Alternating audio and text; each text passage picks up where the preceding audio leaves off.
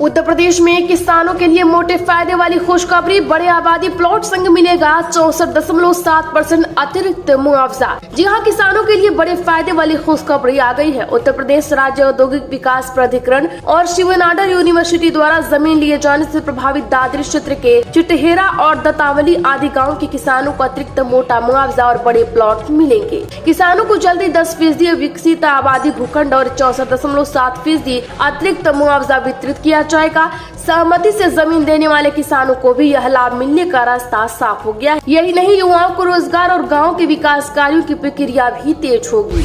योगी cabinet की बैठक में यूपी एग्रीटेक नीति 2024 को हरी झंडी, 11 प्रस्तावों पर लगी मुहर। जी हां, सीएम योगी आदित्यनाथ की अध्यक्षता में हुई कैबिनेट की बैठक में यूपी एग्रीटेक नीति 2024 को मंजूरी दे दी गई है। इसमें कृषि विकास दर को दोगुना करते हुए 20% करने का लक्ष्य रखा गया है। कैबिनेट में कुल 12 प्रस्ताव रखे गए थे, जिनमें 11 प्रस्तावों पर मुहर लगाई है। उत्तर प्रदेश चारा नीति 2024 से 2029 को भी मंजूरी मिली है। कैबिनेट बैठक में हुए महत्वपूर्ण फैसलों की जानकारी देते हुए कृषि मंत्री सूर्य प्रताप शाही ने कहा कि इसमें यूपी एग्रीटेक नीति 2024 को मंजूरी दी गई है। उन्होंने कहा कि डिजिटल आधारित खेती के लिए नए क्रांतिकारी परिवर्तन के तौर पर यह नीति लाई गई है। भोले बाबा के कार्यक्रम पहले भी हुए हैं, हाथरस में सुरक्षा इंतजाम सरकार की जिम्मेदारी थी, अखिलेश यादव ने कहा। जी हां, हाथरस में हुई घटना को लेकर अखिलेश यादव सरकार पर तीखा हमला बोला है। उन्होंने कहा है कि ऐसा कार्यक्रम पहली बार नहीं हो रहा है, इससे पहले भी कार्यक्रम होता था। अगर कार्यक्रम में बड़ी संख्या में लोग आते हैं तो सरकार की जिम्मेदारी बनती है कि इस तरह से सुरक्षा इंतजाम करे। प्रशासन पूरी जिम्मेदारी से लोगों को रुकाए और समय समय पर लोगों को गाइड करे कि भीड़ इकट्ठा न हो।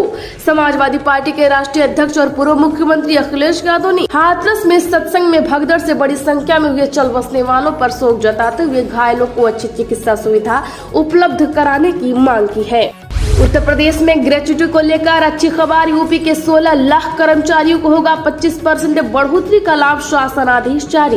यूपी सरकार के कर्मचारियों, शिक्षकों व स्वायत्त शासी संस्थाओं के कर्मचारियों के लिए अच्छी खबर है।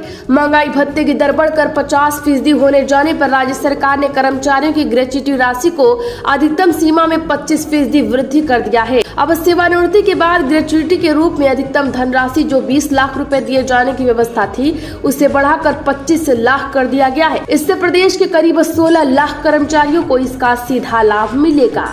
उत्तर प्रदेश के गांव को अब नहीं मिलेगी 24 घंटे बिजली, नगर पंचायतों का भी समय तय, जाने कहां कब होगी कटौती। जी हां, बीती अप्रैल से शहर से लेकर गांव तक 24 घंटे बिजली देने की व्यवस्था को उत्तर प्रदेश पावर कॉर्पोरेशन प्रबंधन ने समाप्त कर दिया है। अब ग्रामीण क्षेत्र में सिर्फ 18 घंटे बिजली दी जाएगी, जबकि नगर पंचायतों व तहसील मुख्यालयों पर 21 घंटे बिजली मिलेगी। ग्रामीण क्षेत्रों में 6 घंटे तथा नगर पंचायतों व तहसील मुख्यालयों पर 2.5 घंटे बिजली काटे जाने का आदेश जारी कर दिया गया है। इस नए आदेश के जारी होने के साथ ही इन क्षेत्रों को अब पूर्व की रोस्टर प्रणाली की तरह ही बिजली मिलेगी। 2200 से ज्यादा शिक्षकों की मानदेय पर पुनर्नियुक्ति करेगी योगी सरकार, यूपी कैबिनेट का फैसला। जी हां, योगी सरकार ने साल 2023 से सेवा से हटाए गए 2200 से ज्यादा शिक्षकों को अशासकीय सहायता प्राप्त माध्यमिक विद्यालयों में मानदेय पर रखे जाने के प्रस्ताव को भी मंजूरी दी है। सुप्रीम कोर्ट के निर्देश पर यह निर्णय लिया गया है। वित्त मंत्री सुरेश खन्ना ने कहा कि अशासकीय सहायता प्राप्त माध्यमिक विद्यालयों में शिक्षकों के पद रिक्त है, जिसका असर शिक्षण कार्य पर हो रहा है। ऐसी स्थिति में शैक्षणिक कार्य को सुचारू रूप से संचालित करने के लिए 2023 में सुप्रीम कोर्ट के आदेश पर सेवा से मुक्त किए गए 2200 से ज्यादा शिक्षकों को अस्थायी तौर पर 25,000 और 30,000 रुपए के मानदेय पर पुनर्नियुक्ति का अवसर दिया जा रहा है। उत्तर प्रदेश के हाथरस घटना के बाद अखिलेश यादव की पुरानी पोस्ट हो रही वायरल, आखिर क्या है कनेक्शन। जी हां, हाथरस में भोले बाबा उर्फ नारायण साकार हरि के सत्संग में मची भगदड़ और 100 से ज्यादा लोगों के चल बसने के बाद अखिलेश यादव की एक पुरानी पोस्ट वायरल हो रही है। यह पोस्ट खुद एक्स पर अखिलेश यादव ने डाली थी। दरअसल समाजवादी पार्टी के प्रमुख अखिलेश यादव भी पिछले साल बाबा के सत्संग में गए थे। उस समय अखिलेश ने खुद सत्संग की तस्वीरें सोशल मीडिया प्लेटफॉर्म एक्स पर पोस्ट करते हुए लिखा था कि नारायण सरकार हरि कि संपूर्ण ब्रह्मांड में सदा सदा के लिए जय जय जयकार हो। आज जब घटना हुआ है तो अखिलेश की पोस्ट फिर से चर्चा में है, इसे वायरल किया जा रहा है। तब अखिलेश यादव ने सत्संग स्थल से ही भाषण देते हुए कहा था, इतनी बड़ी संख्या में भारत में एक साथ कभी नहीं देखा है। सब बाबा की कृपा है और आपकी कृपा बनी रहे। उत्तर प्रदेश में कांवड़ियों को QR कोड से मिलेगी जानकारी, यात्रा में मिलेंगी ये सुविधाएं। यह कांवड़ यात्रा 2024 के शुरू होने से पहले ही पुलिस प्रशासन अलर्ट मोड पर आ गया है। यूपी, राजस्थान, हरियाणा, पंजाब आदि राज्यों से उत्तराखंड के हरिद्वार जिले में गंगा जल को ले जाने के लिए आने वाले कांवड़ियों के लिए अभी से रणनीति बन गई है। कांवड़ यात्रा के दौरान 7000 पुलिस के जवानों के कंधे पर सुरक्षा की जिम्मेदारी होगी। उत्तराखंड पुलिस की ओर से अंतर्राज्यीय और विभिन्न एजेंसियों के साथ कोऑर्डिनेशन बैठक में फैसला लिया गया है। कांवड़ यात्रा रूट को 14 सुपर जोन, 36 जोन और 130 सेक्टरों में बांटा जाएगा।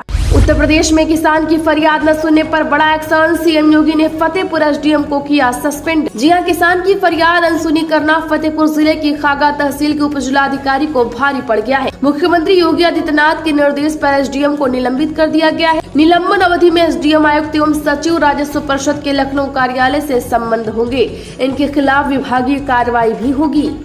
उत्तर प्रदेश के गोरखपुर जंक्शन के प्लेटफॉर्म पर टैंकर पलटा, वंदे भारत समेत कई ट्रेनें प्रभावित। जी हां, गोरखपुर जंक्शन के प्लेटफॉर्म नंबर 1 पर एक वाटर टैंकर पलट गया। इससे प्लेटफॉर्म क्षतिग्रस्त हो गया और टैंकर का आधा हिस्सा ट्रैक की तरफ होने से वैशाली, बाग और दरभंगा क्लोन ट्रेनों का प्लेटफॉर्म बदलना पड़ा। इस कारण पौने 2 घंटे तक ट्रेनों का संचालन प्रभावित रहा। टैंकर रेल ट्रैक पर जमा पानी निकालने आया था।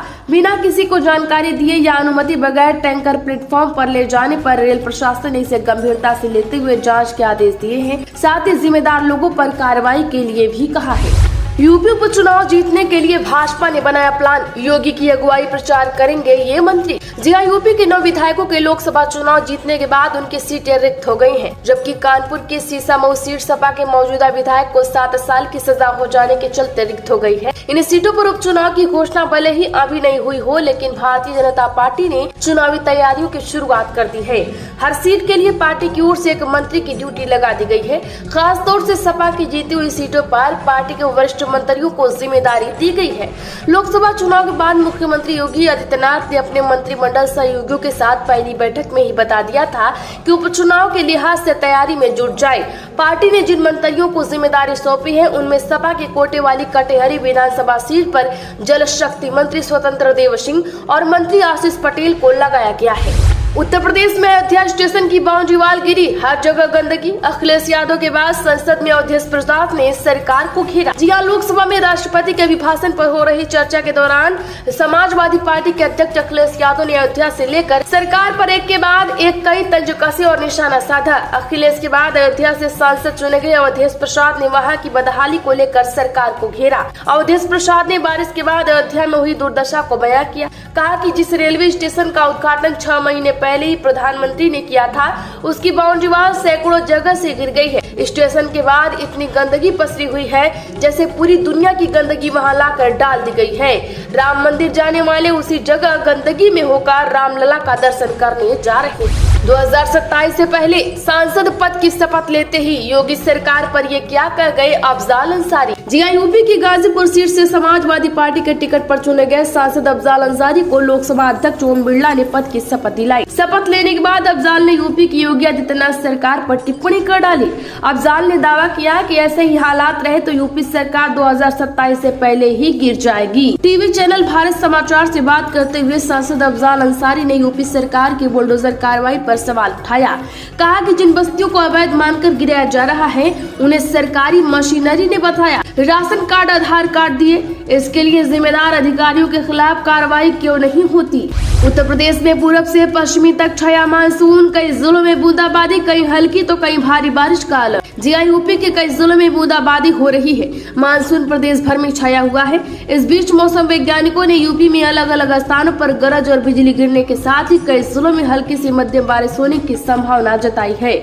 अगले 24 घंटे में कहीं कहीं तेज हवा के साथ बूंदाबांदी और बारिश हो सकती है। उत्तर प्रदेश में आरक्षण को लेकर अनुप्रिया पटेल के और मुखर होने के आसार, ओबीसी को लेकर बढ़ी बेचैनी, जानिए क्या है रणनीति। जी हां, अपना दल के अध्यक्ष केंद्रीय मंत्री अनुप्रिया पटेल ने पिछले दिनों मुख्यमंत्री योगी आदित्यनाथ को पत्र लिखकर आरक्षित पदों को अनारक्षित घोषित करने जाने की व्यवस्था पर रोक लगाने की कार्रवाई किए जाने का अनुरोध किया था। साक्षात्कार के आधार पर होने वाली भर्तियों में पिछड़ों और SC/ST की भर्ती नहीं करने का आरोप लगाकर उन्होंने लखनऊ से दिल्ली तक राजनीतिक गलियारों में हलचल मचा दी। अब जानकारी से सोची समझी रणनीति बता रहे हैं। उनका कहना है कि लोकसभा चुनाव के बाद अनुप्रिया की पार्टी के नेताओं के दिमाग में यह बात घर कर गई है कि ओबीसी खासकर कुर्मी बिरादरी ने साथ छोड़ना शुरू कर दिया है। उत्तर प्रदेश के हाथरस भगदड़ में मारे गए मृतकों के परिवार को मिलेंगे 2-2 लाख रुपए, पीएम मोदी का ऐलान। यह प्रधानमंत्री नरेंद्र मोदी ने उत्तर प्रदेश के हाथरस में हुई भगदड़ में मरने वालों के परिजनों को 2-2 लाख रुपए की अनुग्रह राशि देने की घोषणा की है। इस घटना में घायल लोगों को 50-50 हजार रुपए की सहायता दी जाएगी। प्रधानमंत्री कार्यालय पीएमओ ने इसकी जानकारी दी है। हाथरस जिले के सिकंदरा मऊ क्षेत्र में आयोजित एक सत्संग में भगदड़ मच गई, जिससे 100 से ज्यादा लोग चल बसे हैं, अन्य लोग भी घायल हुए। मुफ्त यूपी में बिजली के लिए रजिस्ट्रेशन की तारीख बढ़ी, योगी सरकार ने पूरी की मांग, अब इस दिन तक का है मौका। जी हां, योगी आदित्यनाथ सरकार ने यूपी में किसानों को सिंचाई के लिए मुफ्त बिजली देने की योजना में पंजीकरण कराने की तारीख बढ़ा दी है। किसान अब 15 जुलाई तक रजिस्ट्रेशन करा सकते हैं। इस आशय का फैसला शासन ने किया है। गौरतलब है कि रजिस्ट्रेशन की तारीख 30 जून को समाप्त हो गई थी। उत्तर प्रदेश में रामलला के दर्शनार्थियों के लिए निःशुल्क हुई राम रसोई, व्यंजनों की संख्या हुई 11, जलेबी भी शामिल। जी हां, रामलला के दर्शनार्थियों के लिए चल रही निःशुल्क राम रसोई में परोसने जा रहे व्यंजनों में मिष्ठान के रूप में जलेबी को भी शामिल कर दिया गया है। इस तरह व्यंजनों की संख्या अब 11 हो गई है। महावीर मंदिर पटना की ओर से आमावा राम मंदिर रामकोट में राम रसोई 1 दिसंबर 2019 से चल रहा है। पहले मध्याह्न में ही भोजन प्रसाद वितरित किया जाता था, लेकिन 16 मार्च 2024 से सुबह शाम दोनों समय भोजन प्रसाद का वितरण किया जा रहा है। आवाम ने तोड़ दिया हुकूमत का गुरूर, अखिलेश ने अयोध्या से लेकर अग्निवीर तक केंद्र सरकार को घेरा। जी हां, लोकसभा चुनाव परिणाम के बाद संसद में बदले माहौल में अब विपक्ष जमकर सरकार को घेर रहा है। कांग्रेस नेता राहुल गांधी के बाद इंडिया गठबंधन की सहयोगी पार्टी सपा के नेता व कन्नौज से सांसद अखिलेश यादव ने आज केंद्र की एनडीए सरकार को अयोध्या में भाजपा की हार से लेकर अग्निवीर सहित कई मुद्दों पर घेरा। उन्होंने कहा कि चुनाव में जो लोग 400 सीटें जीतने का दावा करते थे, जनता ने उनको गुरूर तोड़ दिया। भाजपा पर तंज कसते हुए कहा कि आवाम ने तोड़ दिया हुकूमत का गुरूर, दरबार तो लगा है पर है गमगीन और बेनूर। अखिलेश यादव ने अपने भाषण की शुरुआत करते हुए कहा कि देश के सभी समझदार और ईमानदार मतदाताओं को धन्यवाद, जिन्होंने देश के लोकतंत्र को एक तंत्र बनाने से रोक दिया। उत्तर प्रदेश में सीएम योगी ने 24 घंटे में मांगी रिपोर्ट, मौके पर पहुंचे मुख्य सचिव, डीजीपी, आयोजकों पर होगी एफआईआर। जी हां, मुख्यमंत्री योगी आदित्यनाथ ने हाथरस के हादसे में मारे गए लोगों के प्रति शोक व्यक्त किया है। उन्होंने पीड़ित परिजनों के प्रति गहरी संवेदना व्यक्त करते हुए घायलों के शीघ्र स्वस्थ होने की कामना की है। मुख्यमंत्री ने हादसों से मृतकों के परिजनों को 2-2 लाख और घायलों को 50-50 हजार रुपए की आर्थिक सहायता देने का ऐलान करते हुए पीड़ित परिवारों को तत्काल राहत राशि मुहैया कराने के भी निर्देश दिए हैं। खबरों में इतना ही। वीडियो को लाइक और शेयर जरूर कर दें।